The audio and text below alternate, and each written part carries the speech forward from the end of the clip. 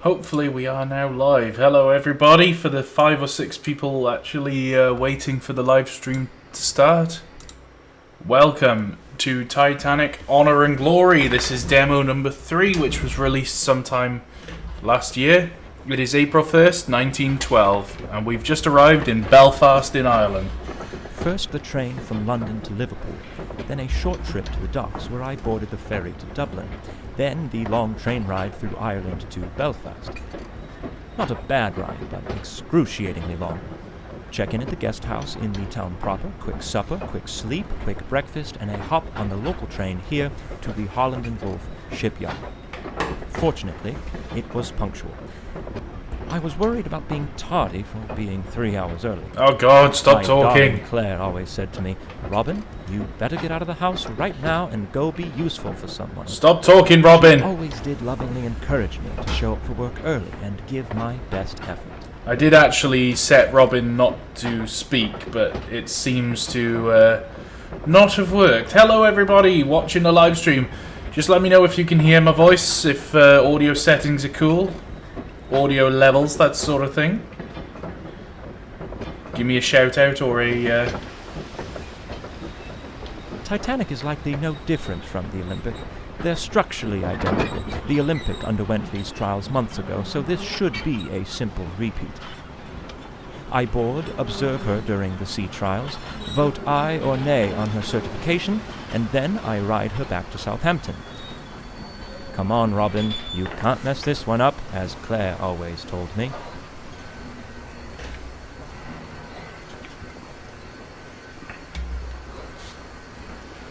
Alrighty then, so finally we've arrived at Belfast. The first thing I'm going to do, typically of being a railway enthusiast, is have a little look at these coaches. I mean, let's just have a look at the attention to detail that they've put in. So this is Northern Ireland. I'm not really that familiar with the railways of Northern Ireland, but I assume since they were of British sort of empire. Oh, there's no 3-link or instanta coupling there, so that's missing. I guess they're assuming that. I guess they assume that they're the magnetic type, such as the Biro trains. Alright, so 26 people watching. Let's have a look at this locomotive. NCC, I don't know what that stands for. I guess it's some form of Northern Ireland company. But it looks suspiciously like an LMS locomotive, or a Midland loco. Very much like a sort of 3F or a Jumbo even. So if anyone knows what type of loco that this is that they've used, I like this very crudely painted "Beware of Train" sign. So I thought I've wanted to do this for quite a while actually. There she is. Behold the Titanic. I've wanted to do this demo for quite a while as a live stream or a video, but I've never really got around to it, so I'm really glad that... Oh, excuse me. Just found the time to actually go and do it. We're at Harland Wolff shipyard, and I believe that this is the dry dock that was built to house the Titanic and Olympic class liners. How do I get this game, Jack? You go on the link that's in the description below, and there is a free download available for you. This is a demo version of Titanic Honor and Glory. It has not been released yet. Northern Counties Committee that's what Hecticia 42 production says in the chat there.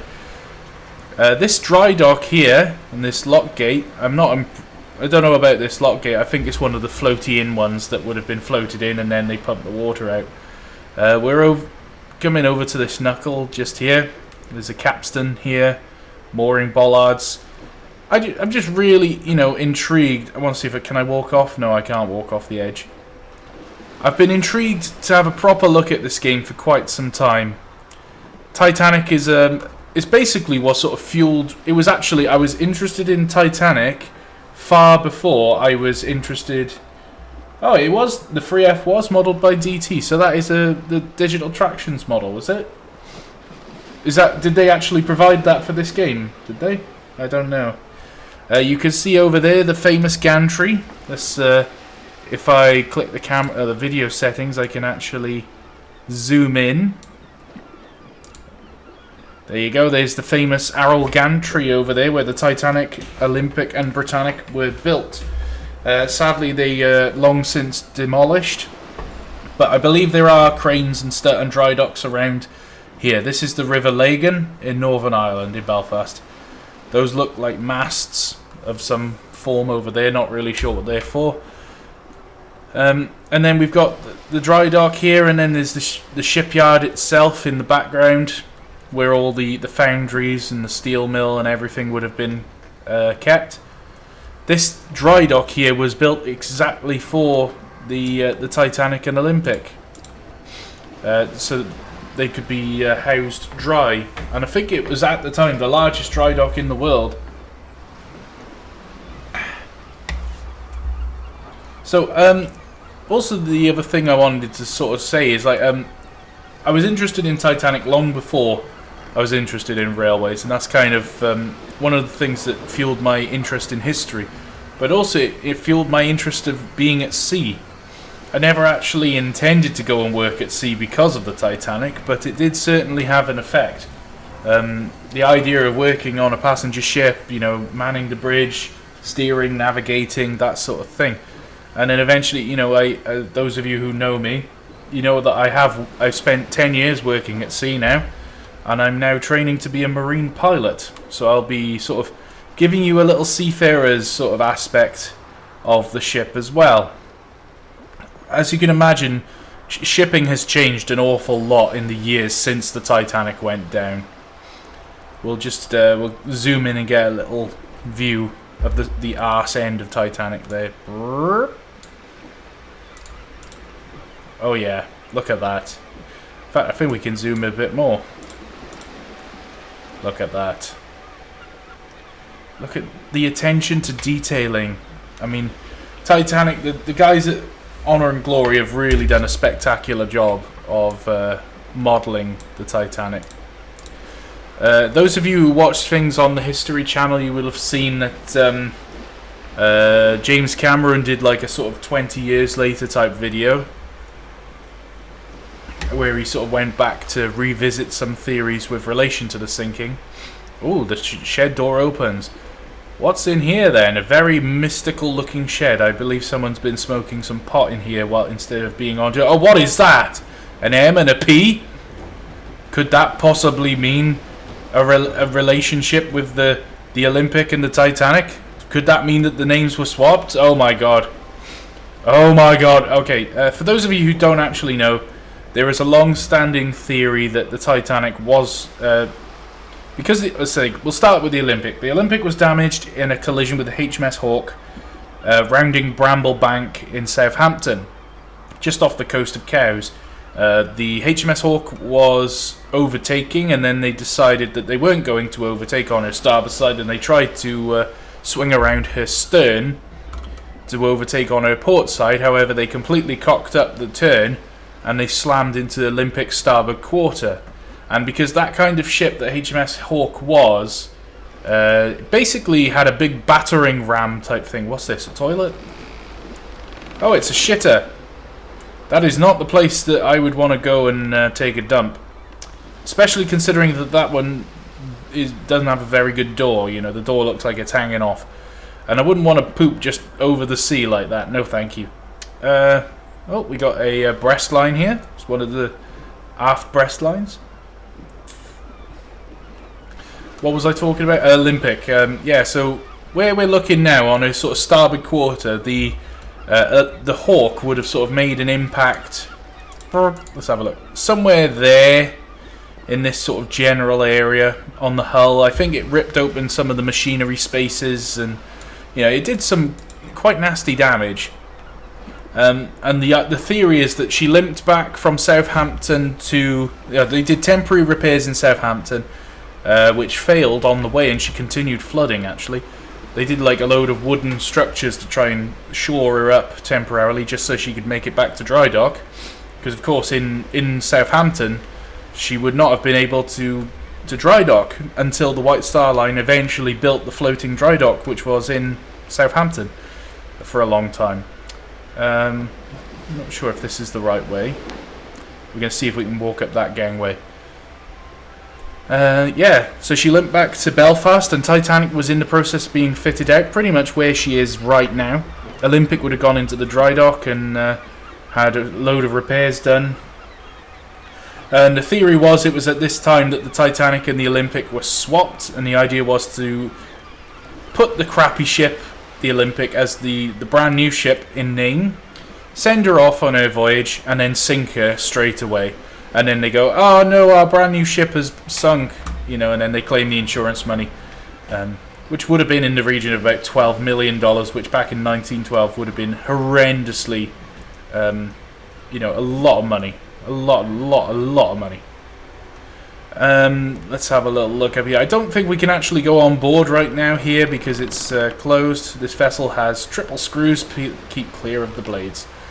But I just love this first-person viewpoint that we get looking down the side of the hull, and, you know, having worked at sea myself and being in love with the ship in general my whole life. I'm not going to pretend that I know everything about the Titanic, because I don't. Believe you me, there is a lot of information to learn. And of course there's different theories about it as well.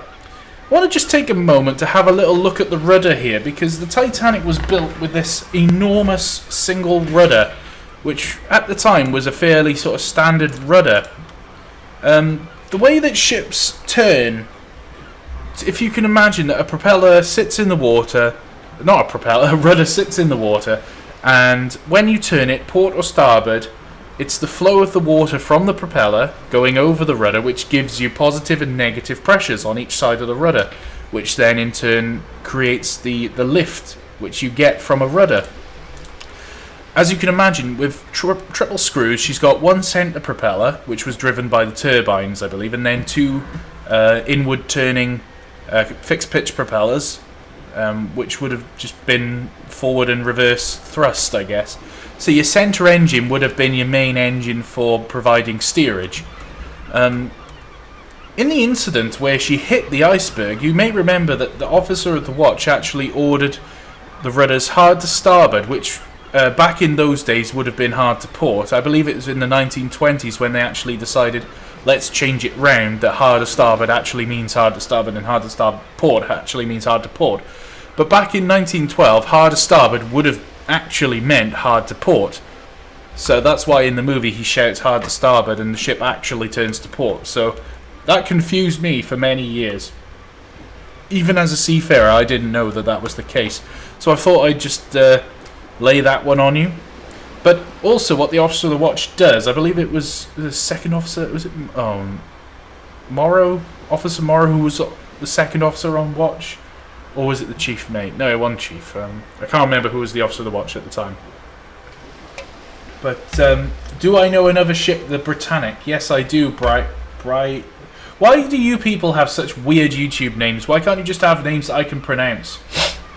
So basically, he ordered hard to starboard, which was in effect hard to port, and he ordered full astern on the engines.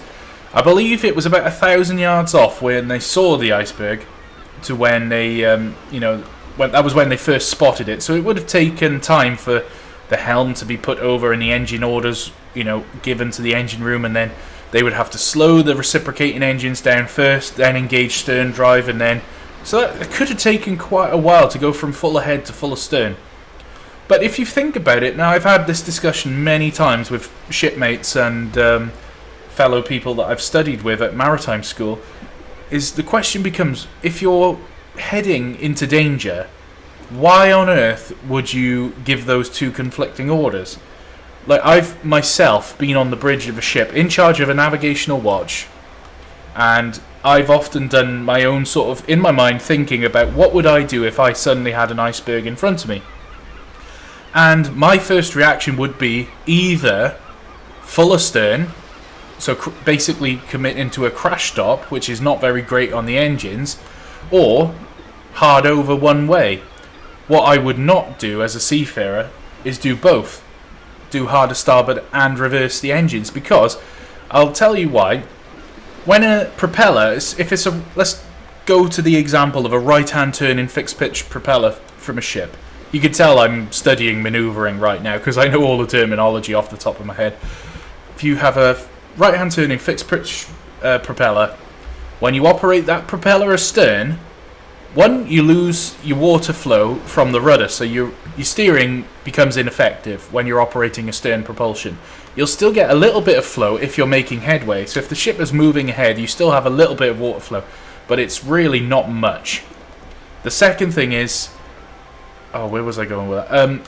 When the propeller operates astern, it's actually sucking water in from the back of the ship, and it's chucking it out on the starboard side quarter.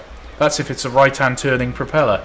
And this is known as transversed thrust. And you can go and do a Google on this one. For the person, Connor Johnson, saying how long until I break something, you can't really do anything. I just cheated and broke the game. So I'm going to go have a look at the forward view just to show you guys. So when you actually operate a stern propulsion, it actually pushes the stern to port. So by doing that, by operating a stern propulsion, you're reducing the effect of the turn that you're making. So you're actually really reducing your rate of turn. So he's approaching an iceberg. He's trying to turn the bow to port, effectively by turning the stern to starboard to make the ship go to port. And then it just doesn't seem to work, and he sort of twats the iceberg beam on, which was not the way you want to twat an iceberg, to be honest. Now I'm going to stop ranting for a moment about manoeuvring, because I just want you to get a hold of some of this majesty of this forward view of the Titanic in wet dock in Belfast. I mean, look at that.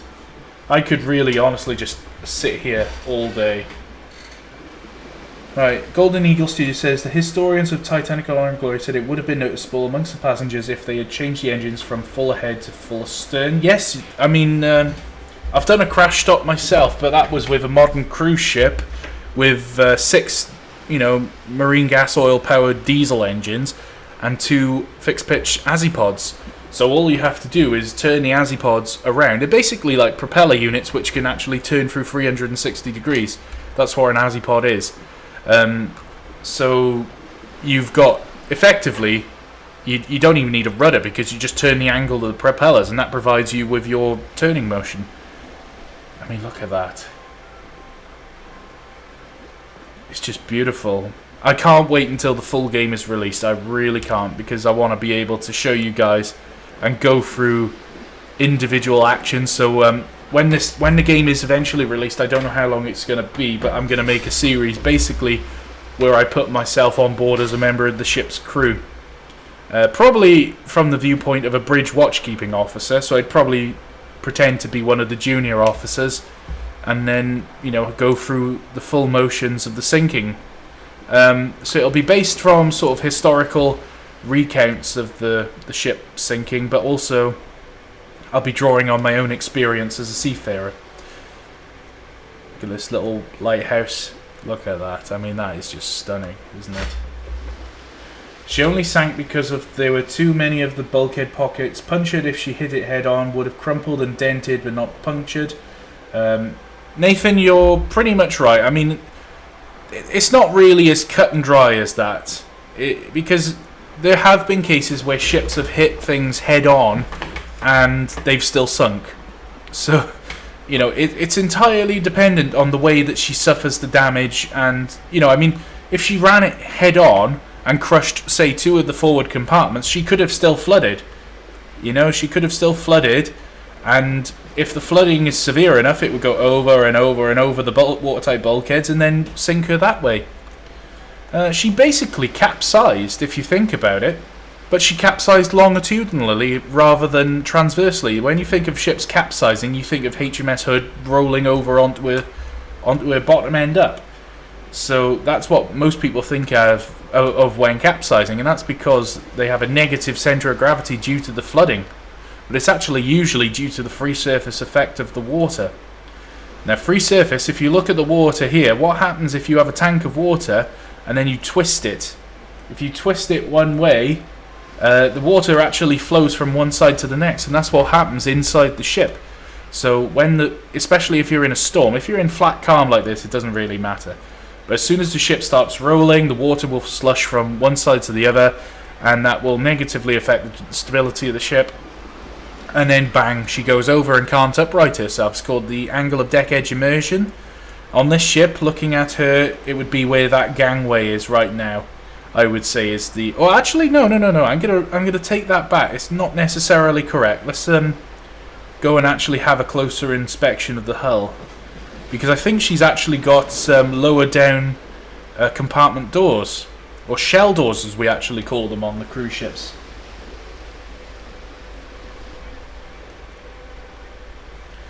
Let's have a look.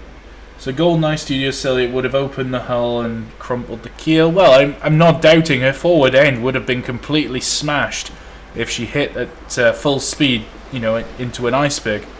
The extent of the damage we can't really say. You could sort of do predictions, but other than that, you're just not realistically going to make any, you know, you can't really make any assumptions. So we're working on the quay side. There's the bunker barges with all the coal. Now there should be coal chutes on the side somewhere. I think that's actually one right there. Yep. So there's the deck line. Okay. So for those of you wondering what the angle of deck edge immersion is, I'm going to do... Forgive me if I go really boring at the moment, but I'm going full shipping mode here, and this is what my profession is. That's actually wrong. BT. It should be Lloyd's Register, LR, because Titanic was a Lloyd's Register ship. There's your load line marks. I'm surprised there's only summer and winter. So, in the 1850s, there was a chap named Samuel Plimsoll, and he worked for Lloyd's Register, and ships were sailing to sea known as coffin ships. They were being loaded so deep into the water that with cargo, and they were sailing in such a dangerous condition that if they arrived at their destination, then they would make a load of profit from the cargo because they've carried so much cargo that they shouldn't really have. Or if they sank, the cargo was insured, and they'd make their money that way. So all ships that were doing this practice in up until the 1850s were known as coffin ships. Who's that? Dunno. It's James. How long have you been there? A little while, but then I had to mute myself to do a quick little voice thing and then come back. You've been just listening to me ranting on about ship's load lines, have you? Yeah, and the rest, yeah. And I'm probably boring everybody to death with it, but I don't really care. How many viewers have you got? 75. I'm quite surprised. All the live streams that we've done, and I've had less than 60. Now I'm doing something completely different. Everybody's like, oh, what's she doing? And now for something completely different. Actually, I'm looking at these little hatches, and I think they might even be the... could be the coal chutes. That is definitely a coal chute. That shell door there. But that's the deck line. This little white mark, that's known as the freeboard. So the distance between the water line and this white line, which is the deck line, is the ship's freeboard. So there are minimum requirements. So if the ship sails, you have to have a minimum freeboard. And that means you're not allowed to sink the ship lower down in the water than these load lines. And it's been calculated by Lloyd's Register or whoever your insurance provider is, whether it's Bureau Veritas or DNV or whoever. If you sink your ship lower in the water than that mark, then you can basically end up with huge fines. Believe me, I've been on a ship which did it by accident, and we had something like a $25,000 fine for arriving below our draft marks. So it's really not a cool thing to do. On the left-hand side of the draft marks, you'll see there's the round disc, that's called the Plimsoll line, and then there's where the BT is, that's known as the summer draft. So in a dock water or in salt water, which is a density of 1.025 kilograms per ton or something along those lines, the ship can sit in salt water at that load line. That's her deepest draft. Now, considering the ship is probably still in light ship condition, she's not been loaded, she's got no passengers on, she's probably not going to be down to her marks. But even so, even with coal, with passengers, with luggage, with food and stores, water in the boilers, coal, all that crap, she's probably still not going to sit down at her deepest draft.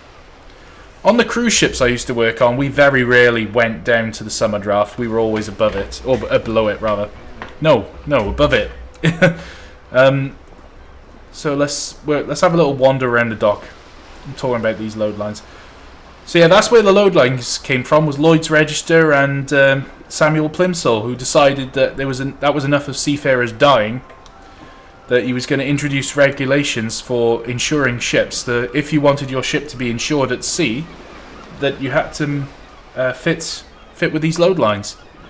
And it was actually one of the first times where people actually gave a crap about sailors. The next time that people gave a crap about sailors was in 2010 with the Manila amendments to SDCW convention.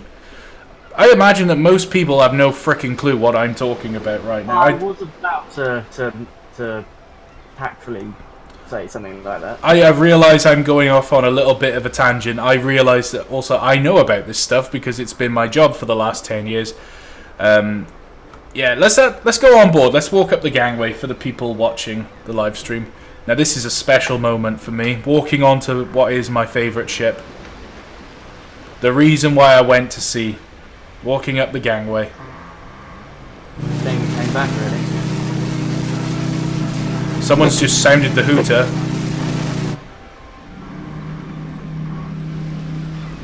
So I'm guessing that I did have a little map actually of the ship.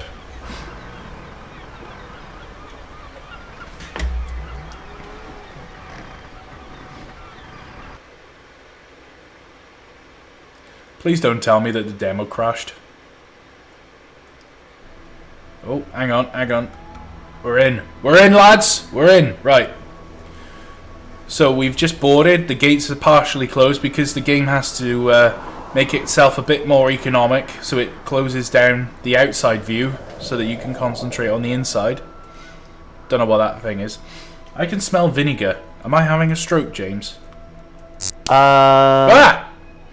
I broke a thing, so whoever said I was going to break something, I just did it. What did you break?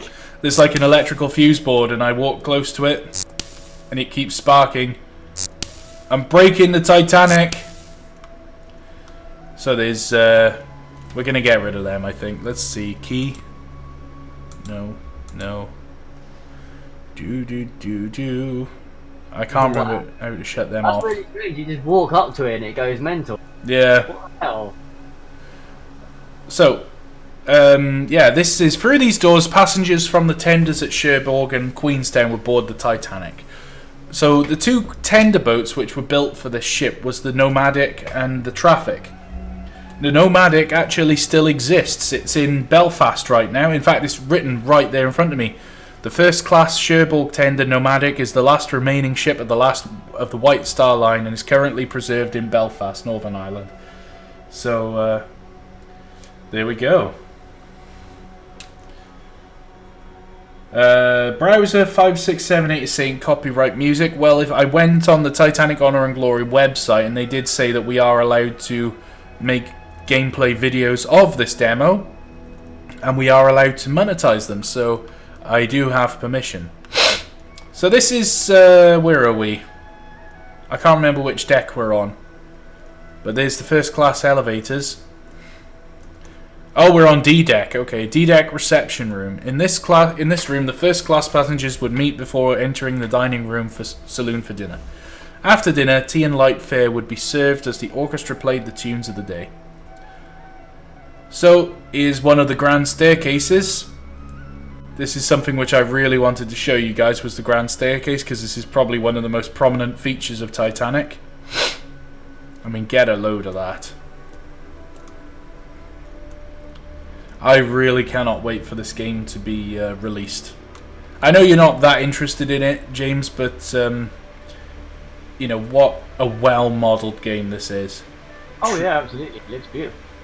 It is. I mean, I don't think this is like the final textures either. I think it's still going to get better than this, but the way they've sort of made the teak, it looks beautiful. Oh, we're in the purser's office. So here passengers could purchase wireless telegrams, store valuables, purchase tickets for the Turkish bath and other shipboard activities, and request assistance and information. So the purser's office, let's have a look through here. What's in there? Oh god. What have you done? Watch the stream. Let the stream catch up and you'll see why I was screaming. Oh lordy. It's funny. So, Have you seen it? Have you seen it? Yeah. So basically, for those of you that don't know who that is, if you ever played the game Titanic Adventure Out of Time, in that game you had the really annoying purser who was a bit of a dick. Yeah. So that's just a little sort of tribute to that game, to Adventure Out of Time. Really well made game for its day, which was in 1996. Oh, we're on C deck, and the clocks will be set backwards at midnight, 49 minutes. To be honest, when I was at sea, we never really did that. We just did it on the whole hour. I think this guy is one of the guys who created the game, so he's just inserted his little portrait there, which is quite cool. Also, I do realise that lots of people have done gameplay videos of this game already. Is this the galley? No. B deck. No, it's not the galley, is it? B deck boarding entrance. Okay. Well, we can't go out there. I think we can have a look in some of these amidships cabins.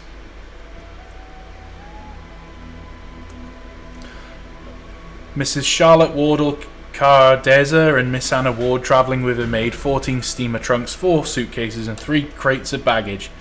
So I guess this is first class cabins. So we'll just have a little wander. Mr. Thomas Drake Cardeza. Cardine. I just can't wait to play this game properly when it comes out, because when the game comes out you're going to be able to walk in pretty much every room. I think every cabin, every space is going to be modelled. Don't worry, we're not going to look in every single room. You literally could spend hours playing this demo. It's one of the most informative demos I've ever played in my life. And it's already been done to death on YouTube, I'm sure, so we're not going to, you know, go in every single space. I would have done this video, yeah. Oh, we're in the forward grand staircase. Oh my days. Oh my days. How old are you, Reese? You sound about 12. Sorry. Oh my days, mate. That is like bare cool. That is like wicked, innit? It's That like is super innit, mate. bruv. Do you know, even when I was 12, I didn't talk like that. Yeah, but dickheads who are 12 now do. Oh my god, this the grand staircase, and this is Honor. Is it Honor and Glory? Oh no, that's the artwork, but I don't know where it is right now. But this is the top of the grand staircase where Jack and Rose had their final scene, I think. It's the scene where the dome actually crashed in as the ship sank in the Titanic movie. But I mean, look at that.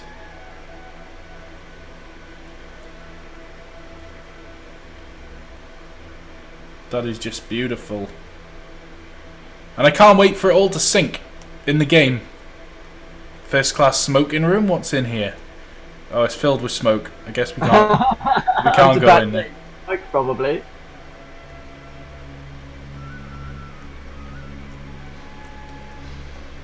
I don't think in this demo that we can go... I don't think we can go outside, which is a bit of a shame. Oh well. I can smell vinegar. Francis Brown was here. Ah, we're in Francis Brown's cabin. Now, Francis Brown was a very... well, he was a photographer, basically. And I think that's why there's a camera here on his desk. There's no reflection in the mirror. That makes me worried that my character is a vampire. What's on the other side? Thomas Andrews, head of the Guarantee Group. So the Guarantee Group was a bunch of guys who travelled with the ship just to make sure that everything was okay. I'm pretty sure he wouldn't have had a selection of tools with him in a trunk like that, but as the designer he wouldn't have got his hands dirty. But there is the infamous blueprint of the ship, which was used to describe to Captain Smith the extent, and Chief Engineer Bell, by the way, how much damage the ship had actually received. So yeah, I mean, does give me the chills having a look through this ship. Oh, the open promenade deck. Can't wait until we can go out and have a look at the entire ship when the game is released. Do. God, there's 86 people watching this. It's a shame that 86 people can't come and watch my live streams when it's railway related stuff, but no, you can come and look when it's Titanic related stuff. Don't sound bitter at all there, do I? So we're going to sort of head down into the bowels of the ship now. Gotta try and remember where to go. I used to know this ship like the back of my hand from playing Adventure at a time, but now it's been so long. Ship surgery. I can honestly say that these corridors are not very wide. Even the main corridors are really narrow, it has to be said.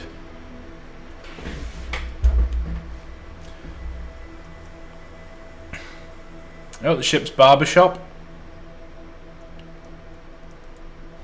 Wish I could turn... Oh, let's look up here. I mean, oh, look at that. Oh, look at this. Look at that view, everybody. So, we're going to continue having a look through the ship here. We're on sea deck right now. Should be a little thing to say where we are, actually, but meh. All I want is to find a set of stairs to make our way down. We're not going to spend all our time looking through cabins. We're just looking at the main parts in this video. Do.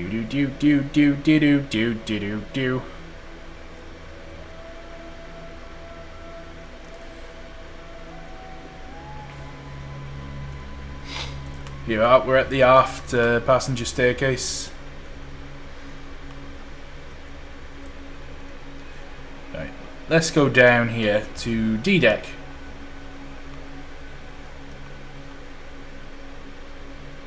And I think that is where the dining room is. The main dining room. Yeah, first class dining saloon. Set for breakfast during the Iceberg collision, so... yeah.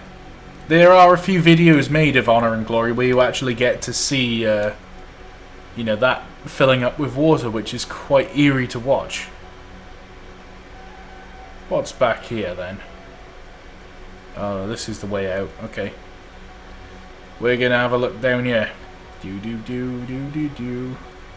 This way to Scotland Road. That's what I was looking for, was Scotland Road. The crew. This is the crew deck, basically. So... Scotland Road, named after a street in Liverpool where many of the crew of the early White Star Line ships lived. Scotland Road is the main access passage for crew and third-class passengers. It ran the length of the ship along the port side, although what is featured here is only one section near the middle. Alright, so something I want to mention here is this sort of idea of having a crew corridor down in the bowels of the ship still exists. In fact, all the cruise ships that I sailed on had, you know, what was effectively like Scotland Road, but it ran amidships through the centre of the ship. This is just part of it. Oh, there's companionways and hatches there. But yeah, I mean, it looks very Spartan, but it is a crew area, so you'd have all crew cabins around nearby. Petty officers' cabins there, petty officers' toilet. Oh. Are you thinking what I'm thinking, ladies and gents? We can go down into Boiler Room 6. Now, this is something which is very special for me, actually, going down into the engine room. The first thing we'll do is we'll have a quick look up the smokestack. So we're actually heading up the tunnel casings right now. Because I believe there's something to see in there, but I can't actually see it. Oh, there he is. There's a shadow man in there. I saw it on another Let's Play video that there's actually a shadow man hiding in there. Doesn't look scary at all in any way. Can I go up any further? Oh, I can, yeah. Oh, maybe not. I thought I could go up further than that. And then there is a picture here of another YouTuber who I really admire, otherwise known as Spammels. He is someone whose work I've really started like watching, so I recommend if you like it, go and subscribe to his channel, Spammels. Really good Let's Play videos. If he ever watches this, Spammels, I'm a big fan of yours. Anyway, enough fanboy squeeing. So this is the boiler uptake casing. So the emissions from the fires from the boilers would then go up through these big shaft things, and they'd all be drawn together up through the smokestack, and that's how all the smoke would be drawn out, and it would draw the air through the fires. So we're down really down in the bowels of the ship right now. There's one of the boilers. In fact, there's two of the boilers. I didn't realise we could actually stand up here. There's a safety valve right there. I didn't even realise that those were modelled. Oh, I thought the safety valves were actually connected to the smokestack, because when they blew down the boilers, they actually... oh, we can't move because of that. Precariously placed in a paint. Because when they were when they were stoking down the boilers, when the ship was actually sinking, sorry, raking down the fires, I should say, they blew off the excess steam, and I guess they had some form of blowdown valves for that very reason.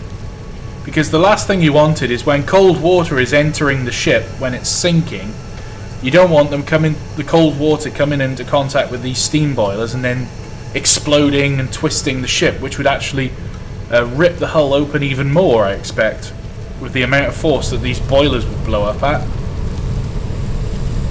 There's some steam gauge glasses there for the boiler water level. I mean, this is just amazing to be able to have this level of detail in a game.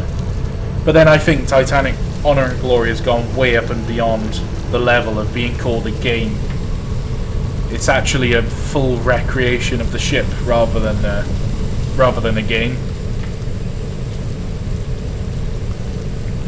So these are part of the steam propulsion plant, double-ended boilers. There's the stringers for the hull. That's the outer plating of the hull.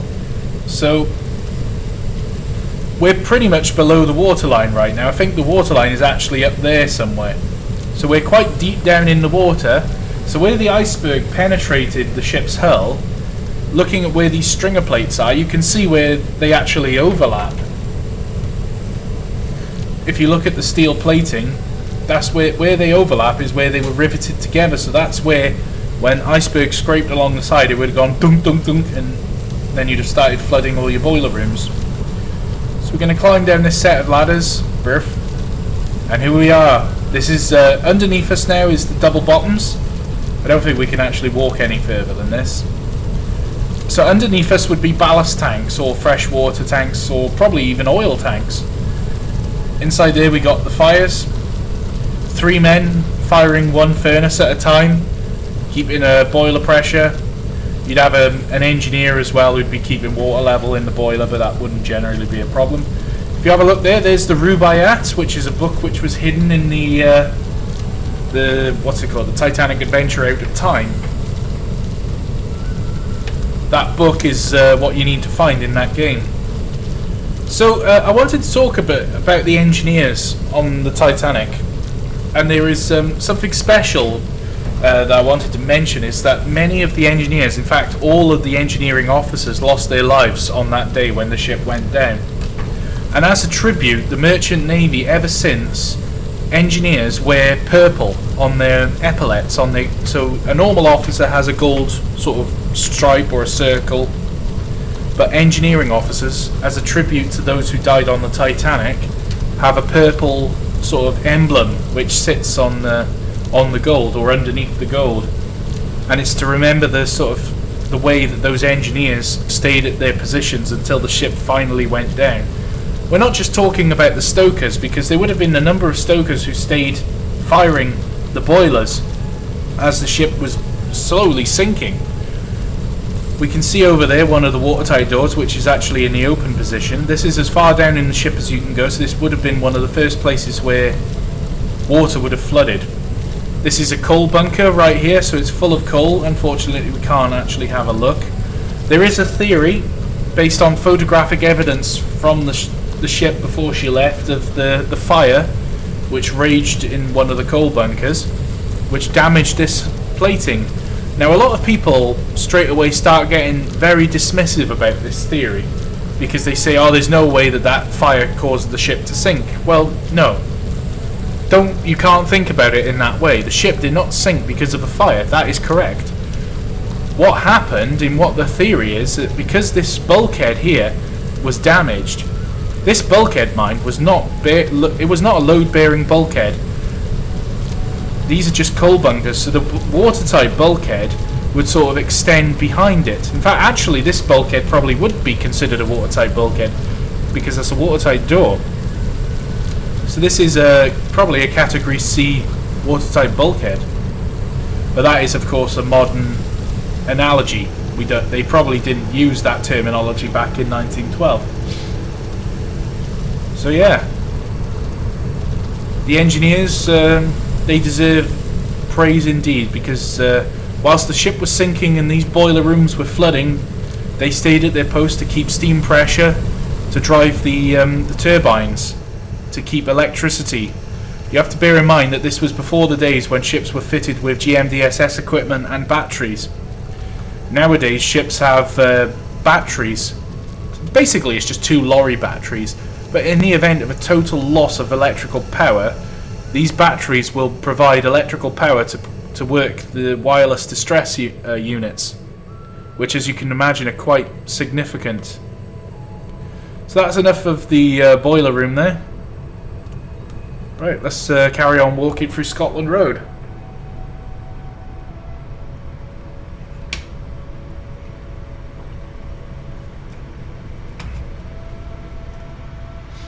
But I was going to say about the bulkhead is basically as the ship was sinking, the compartments were filling up one by one.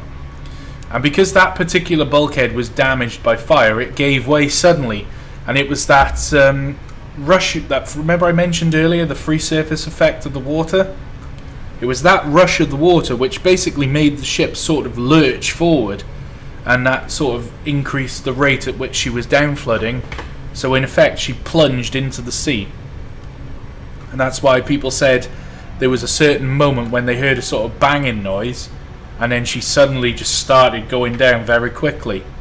And they believe, it's all theory of course, because there's no way to prove it. The ship's at the bottom of the ocean, of course. Very difficult to sort of get there and prove stuff. But they believe that that's, wouldn't the safety valves have piped up through the decks mounted to the funnels? Well, Nathan, that's what I thought. Perhaps they had 2 sets of safety valves. Perhaps those were local safety valves, and then there would have been, like drain vent or blow-down valves, which would have been up in the smokestack. I'd have to do a bit of research. Titan is learning more than he ever thought he would have in an AWP livestream. Well, we've almost got 90 people, and I've just been talking about ships the whole time. You can tell, probably, that I know more about ships than I do about trains. Oh, look at that painting. Now we're in the 3rd class dining room, which is all laid out with bread rolls. Sadly, you can't eat them. Lots of lovely looking apples as well.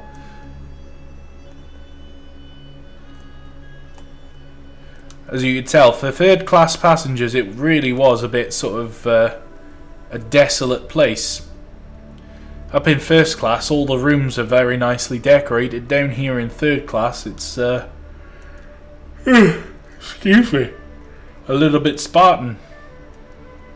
Apparently we can walk through the chairs as well. That's always a good sign.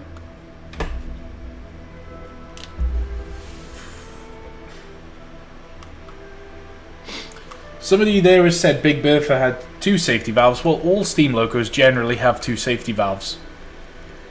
I believe the regulations actually say they have to have safety valves at different ends, but that's one of the guys that make the game as well. Can't remember his name. Bob.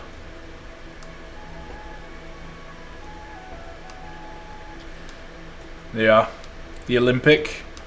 I was actually going to buy one of these big posters before, all framed and everything, but I didn't get the chance. There's another of those paintings of Seattle there. For some reason in the demo they've included lots of pictures of Seattle. I think one of the guys who made the game is obsessed with Seattle. I've been to Seattle, it's a nice place but too expensive for me.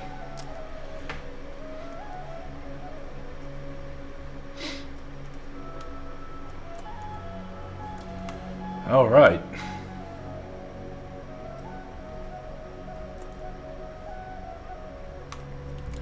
It is worth mentioning about Olympic. Somebody mentioned U-boats, but yeah, the Olympic was actually, I think she was the only passenger ship ever to sort of receive the can't even speak, distinction of sinking a U-boat. And I believe that's because she rammed it. Whether that was intentional or not, I'm not really sure. So we're back on the staircase, E deck. We're going to head down here because I think we can go and visit other things downstairs. On F deck, the lowest deck of the grand staircase. No first class cabins on this deck. So there's a squash court down here and a cooling room. What's in here? Oh, it's the Turkish baths. So for those of you who played Titanic Adventure Out of Time, you may remember that there was a... somebody died in the Turkish baths. So if you'll have a look in here, there's a bloke in the Turkish bath who looks a bit dead. But they've actually blanked the glass so you can't see through it. And we get our first glimpse of the swimming pool as well. There we go.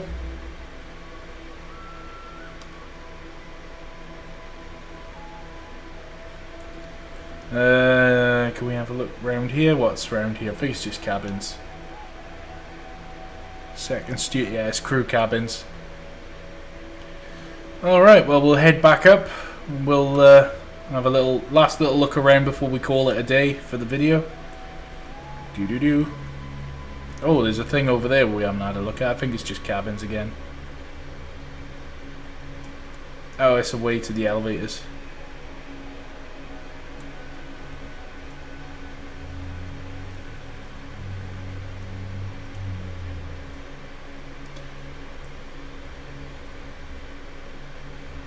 Thing is, normally I can, when I'm on board a ship, I can sort of judge which side is port, which side is starboard. In fact, I think this side is starboard over here because I saw the sides, the dry dock, or the wet dock rather. The other thing to mention as well is if you're confused about which side you're looking at, is look at the staircase. Staircase always points aft. So right now, if you're looking at the staircase, then you're looking forward. So the bow is this way, in front of you. I can't wait to play this game properly when it comes out. I've said it about 400 times now. So for those of you watching, please consider going to Titanic Honor and Glory. The link is in the description below. Consider giving them a donation just to say thank you for this demo, and it will contribute to the eventual release of the Titanic Honor and Glory game. When it comes out. No idea how long it's going to be. It's been in the works for a very long time, and I expect it will still be in the works for a while. Oh, we can't go up here any further. Why this? How dare you? I guess we're going to have to go all the way forward because I want to see the grand staircase again before we end the video. Don't think I can go through there. No, I can't. Why like this?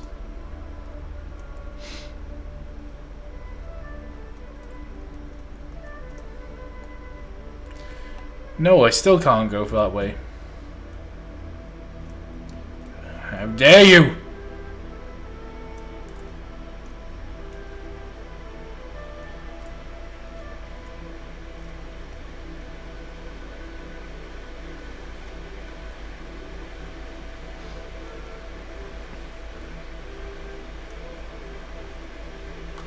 Alright, I found a way.